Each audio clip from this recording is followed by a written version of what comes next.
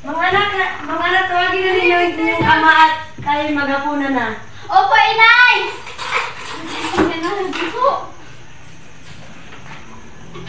G! Pahalika na lang! Halika na lang tayo!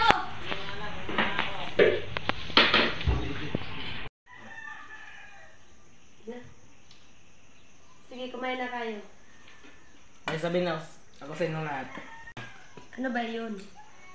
Ano kasi natanggal ako sa trabaho. Pero huwag kayo mag-alala. Maghanap ako ng paraan. Mabuti, tumigil na muna kami sa pag-aaral kasi kahit nasabihin natin wala, nakahanap pa ng trabaho, itay, kulang pa rin iyon sa pang-araw-araw natin.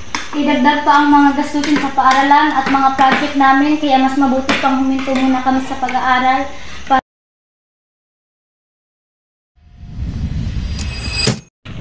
Hoy, Mari, nabalitaan kung pininto mo na daw pag-aaral ng iyong mga anak. Oo nga, kasama nga pag-aaral. Gustuhin mo na yung pag-aaral mo ulit. Mabuti pang mamasukan ka doon sa Singapore. Naghahanap kasi ng gusto ng bagong katulong. Baka gusto mo. Sige ba? Hintayin mo lang ang tawag ko. Sige. May gusto magtrabaho sa iyo. Sige, sino ba yan? Kaibigan ko dito. Gusto magtrabaho na walan kasi ng trabaho ang kanyang asawa. Sige, papuntahin mo lang siya dito. Maaari siyang pumunta dito bukas. Sige. Nasaan si nanay? Inay, halika na po! Sige, andyan ako.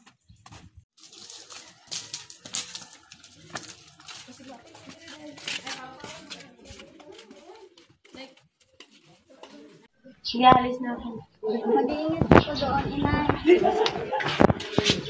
Nangyay ka doon na nagamit sa libuan. Magtaro, bakay ka lang.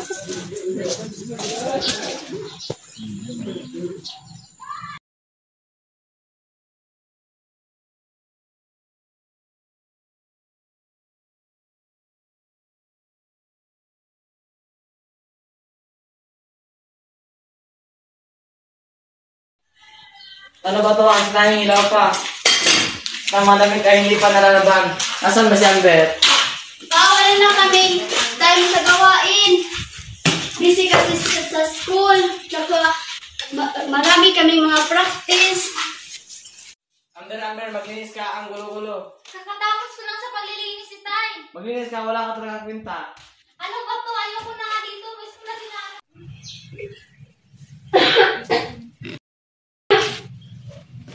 Talaga naman ako.